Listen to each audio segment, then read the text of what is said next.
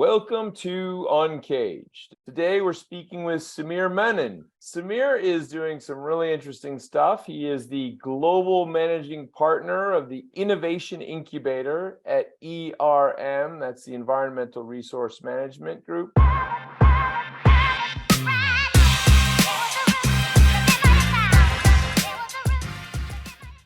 Before we get into what you and the ERM team are working on, tell us a little bit about you and your career. Absolutely. Thank you again. Thank you for the opportunity. As you say, sustainable future almost is a little bit of a tautology, right? So and I think we'll talk a little bit about that. I think my career is really has been influenced by three very specific sets of experiences. One is I started my life as a consultant. I was a strategy consultant many years ago, combined my love of technology and operations to become what I believe is an effective change agent. And that's been a key part of what I've done at Monitor, which is a strategy consulting firm, at TCS, which is a big systems integrator, and now at ERM from a consulting perspective. The second big influence for me was my startups. I've done two, one in the systems integration space and the other in the environment, health, and safety space. And I think that really enabled me to be not afraid to take risks and really help not fear failure, and also the joy of building something. And I think the third part of my experience that has really kind of fashioned me is I ran a P&L at of a product line of a large engineering conglomerate. And I learned some things that are not respected as much in my mind, like discipline and rigor and having to deal from quarter to quarter. And I think a combination of those three things, I think, has made me effective at what I do now, which is run the Innovation Incubator for the world's largest sustainability consulting firm. And I mean, what a great job you have. I was reading more and more about what you get to do. And what an exciting role. So I see that you get to shape the ESG journey for some of the world's largest organizations. Tell me more about what it means to be the global managing partner of the Innovation Incubator, and probably more broadly, what's going on at ERM. Absolutely. And I think I had the good fortune of choosing my title, and it is as cool as it sounds, I've got to admit. I think from our perspective, we're doing a couple of things. So again, really to shape the sustainable future, we've had to make some choices. And in the Innovation Incubator, we focused on three main areas. One is climate change. It's up in front, it's central to everything that we do. And we focused our attention on how to measure the physical impact and the transitional impact of climate change. So what does it mean for hotter days? As I sit here, I started the day at 90 degrees, and right now there's a massive thunderstorm going on outside. And none of the weather apps actually predicted it. They predicted the thunderstorm yesterday. So go figure. But again, so climate change is one big area. We built a platform. We're doing a lot of work in that space. The second big area is this whole concept of net zero. Right? How do we get to a more sustainable future? And a lot of people are doing a lot of work around collecting emissions data. We focus our attention a little bit more on how do you achieve that decarbonization strategy? What are the choices that you need to make? And what are the impact of those choices? So it's a little bit more of a modeling exercise saying, there are multiple actions that a large organization can take to get to that sustainable future. And then the third area that we focused on, which may seem a little less grandiose than the first two I mentioned, but believe me, I think is as critical, is helping companies be compliant.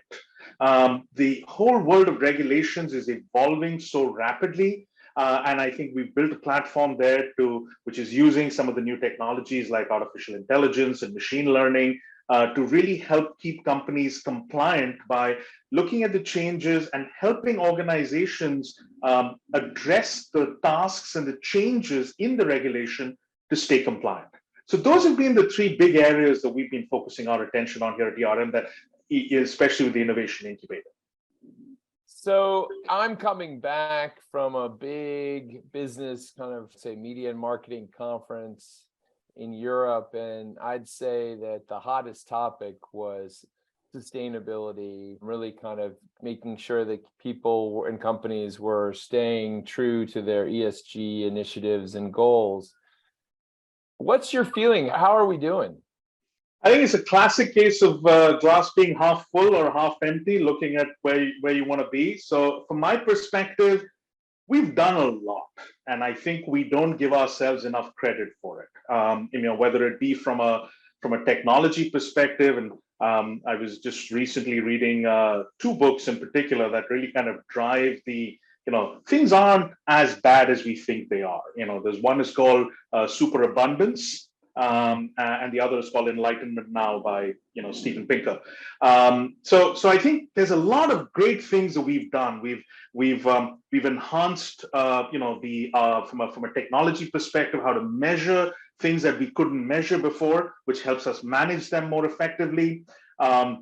We've enhanced our understanding of the earth around us, and what we can do and what we can't do. So I think we've done a lot in a number of areas, but miles to go before we sleep, right? So there's a lot more that we still need to do. I think the key challenge, and I'm going to refer back to the chairman of my second startup had come up with this term. He called it Nature-nomics, which I thought was a really interesting kind of how do you maintain that balance, right, between nature and economics, between the environmental state and trying to uplift billions of people out of poverty. How do you manage the transition? So I think there's obviously a lot of things that we need to do and we need to continue to focus on. I think what gives me a lot of heart is we're not waiting around for agencies or governments to set regulations or set the priorities. Corporations, individuals are kind of saying, hey, look, this makes sense. Let me actually do this because, what's good for the environment is going to be good for the corporation. The metrics need to be adjusted. So I went back to my, quarter to quarter thinking. We've got to at least move on to year on year or maybe decade on decade thinking. But I think if we can manage some of that, I think we've done a lot. And I think we should be proud of ourselves. But time's not to rest on our laurels. We need to continue, our focus and our attention. I think also we need to be careful about new things that are coming into the mix. I'm going to bring up generative AI because, can't have a conversation without referring to it at some point, right? And again, it does amazing things. It's so wonderful for a lot of activities, but we also need to measure the environmental impact of what AI does, and not just energy, because everybody focuses on the energy part, but on things like water. And other it's a huge topic. It's a fascinating one. I wrote a PhD on this topic in the context of machine learning's impact on the media sector. And there was a great paper that came out of the University of Massachusetts, I think in Amherst, and I could have that wrong, but I'll have to check. And the paper really highlighted how much energy is used by machine learning, and it's extensive. I mean, it's absolutely extensive. And in fact, if anything, right now, I would say generative AI, whilst it's interesting, is not efficient. It's not as efficient as people think it is.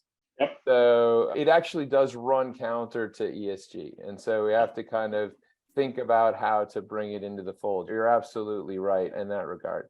But I think it's fascinating. I mean, I've seen companies commit to these net zero goals, and I can see us actually getting there because there does seem to be even a willingness from customers as well, B2B customers as well as B2C customers, to embrace these types of goals. But I'm going to kind of ask a strange question because no matter what we do, the planet's still warming up, right?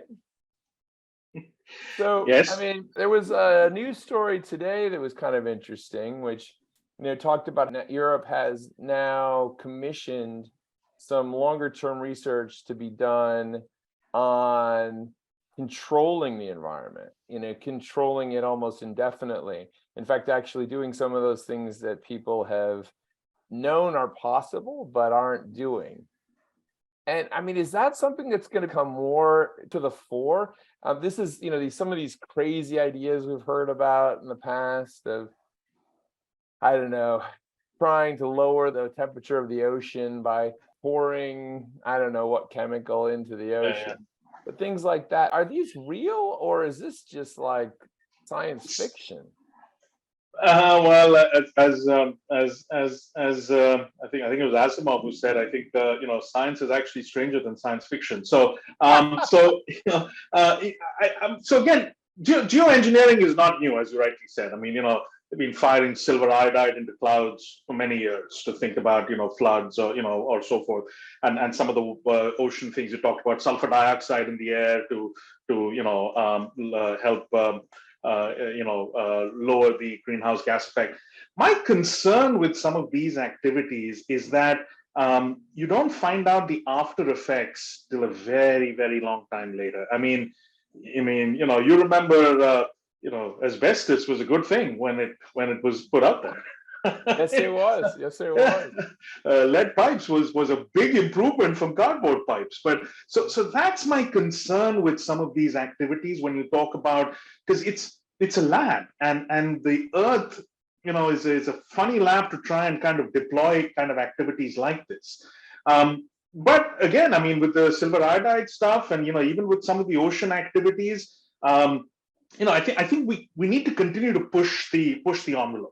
And actually, this brings me back to one of the aspects here is we've these are difficult questions, these are difficult challenges, and we've got to explore what are if status quo is not working, and as you said, things are getting warmer, things are and we're starting to move away from mitigation to adaptation, and principles like that. We're going to have to continue to push the envelope. Yeah, I mean, that was the thing for me, which is that I think that if we achieved all of the goals that every group is putting forward, we would be very proud of ourselves. We certainly would slow things down to perhaps a more manageable pace, but it still would be warming. I mean, we are on a very natural cycle of warming.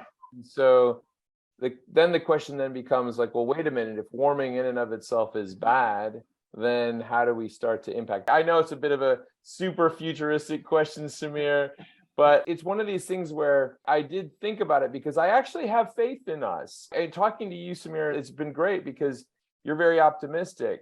Because I do think that the one thing that COVID proved to me was that where there's a will, humans can do incredible things. Like, it's incredible that we were able to come up with vaccines in a record-breaking time, right? We can do amazing things.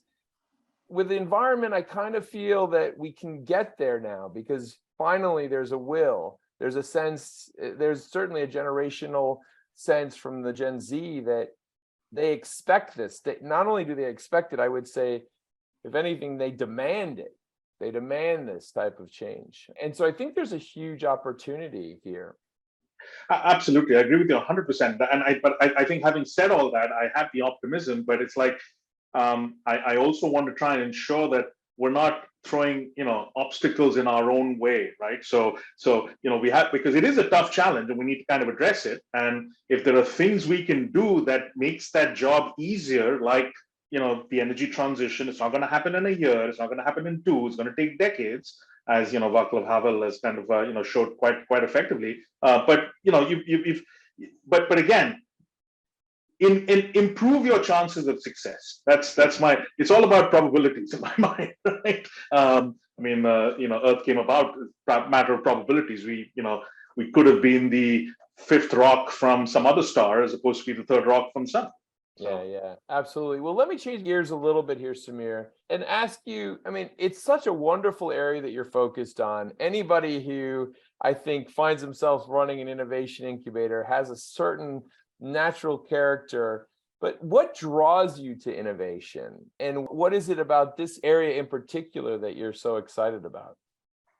I think what really excites me is really the problem solving aspect. Dare I say it, and I hope I don't sound philosophical in this one. The journey is almost as much fun as the destination. Yeah. And I think it's working with like-minded individuals on what I believe are really important challenges. That's what's really kind of that's what drives you every day. And the other thing in this space in particular is the opportunity to work beyond ERM. So obviously we have competition and everything else, but the partnerships, whether it be the big tech players, the startups, is fascinating conversations with people who are continuing to push the envelope on how to detect methane, or how to find a better way to map soil or subsurface clearances, or so I think just that the ability to look at these really interesting applications. I'm always been fascinated with technology, but I'm a lot more fascinated with the application of that technology, and which is why I like to tell my colleagues, I'm always very wary of what I call SOS, shiny object syndrome, and a little bit of generative AI, I think, kind of falls into that a little bit, where I have a perfectly good way to do things right now, and you've done enough machine learning in your to know that, but I'm still trying to find a generative AI way to do it. I'm like, that doesn't make any sense. So again, I that's what drives me, just the resolution of these challenges, utilizing interesting technologies, doing things in innovative ways. And sometimes I think the most innovative ways are not always technology driven. They're process innovation. They're and that's even more fascinating, saying I found a really interesting solution to a problem that it didn't cost you $1 million. It actually cost you only $10. I mean, it's years ago now, but I was the head of a company that had a customer that was producing literally millions of cardboard boxes every year. And just the decision to reuse those cardboard boxes more than once, what an amazing impact that had, because this was one of the Fortune 50 type of companies. Sure. That packaging change in and of itself was a huge step forward. And I think that, there's so many things like that out there that we sometimes forget, but they're relatively low-hanging fruit to fix. Yeah, absolutely. Absolutely. Yeah. So, I mean, Samir, it's an interesting time, and here we are. Everyone was focused on the environment, and then suddenly this economic recession reared its ugly head, and everyone started to worry more on, balance sheets again and things like that. And I'm just curious to get a sense from you. What is I'd say the short-term future, the near future look like, and what do you think are the key topics that we're going to be going through here? So again, an old boss of mine used to call it, you got to answer the mail, right? And the mail right now, the questions being asked right now is really about the recession, the economics, and so forth. And I still think the areas that we're discussing don't go away. And in some ways, we change focus a little bit. It becomes a little bit more about waste management. It becomes about managing your resources more effectively. It's about efficiency. In my mind, it's interesting. I was talking to somebody the other day. In my mind, when things are bad is when you should be spending more on innovation, because you should be trying to get out of it, rather than saying, oh, well, innovation is discretionary and let's not do this right now. Let's stick to our knitting. So I think some of these topics, will still continue to, be important, but I think we have to position them differently. It's not about sustainability. It is about resource management. It is about efficiency. It is about servicing your customers and your stakeholders more effectively, but doing it in a responsible and sustainable manner, which allows you to enhance your economic numbers and balance sheet. So I think the topics don't change. Again, referring back to your how you communicate it and how do you connect with the individuals. I mean, it's like if I'm in Rome, I better speak Italian. And I think that's the key in terms of how do you get that. And I spend a lot of time doing that translation, translating to the business, the technology people, supply chain, everybody. And I think that's a key role actually that the incubator actually plays, both within ERM and with our clients. Well, I mean, I think you said it up front. If we can get everyone to agree on a common set of metrics, that in and of itself is quite a huge step forward. Absolutely. And then to see some of these initiatives moving forward at pace. Yep. I think obviously there's going to be a demand to accelerate that pace, but Yes. one could argue that the systems that are coming out of things like your incubator are going to help with that tremendously. Samir, it's been amazing talking with you. If someone wanted to learn more about what you and the team at ERM, Environmental Resource Management, and especially folks that want to know what's coming out of the incubator, where's the best place to find you? So again, we're online, ERM.com. We're also on LinkedIn. And again, I'm very active on LinkedIn, so I would encourage people to reach out to me directly. I enjoy kind of providing a sense of what we do and what are some of the things that we're kind of part of. And yeah, I would love to have conversations with the broader community in terms of what we're looking to do and what else we can do, maybe in partnership with some of these people. Well, it's been amazing talking to you about that. I'm sure that there's a lot of partnerships and a lot of possibilities here. We've been speaking with Samir Menon. He is the global managing partner of the Innovation Incubator at ERM, that's Environmental Resource Management. And they're the largest pure play sustainability consultancy with the goal to shape a more sustainable future. I've learned some new terms today. I think the one I like the most is nature economy. Did I get that right? Nature economy. Nature-nomics. Nature-nomics, sorry. But nature economy is pretty good as well, so I might steal that. I blew it. Nature-nomics, sorry. Nature-nomics. I love that. I love nature-nomics, and I think I'll use that for sure going forward. Samir, your team's working on some amazing stuff here. Thank you so much for being on UNCAGED, and we look forward to having you back. Thank you so much. Appreciate it. Cheers. Cheers.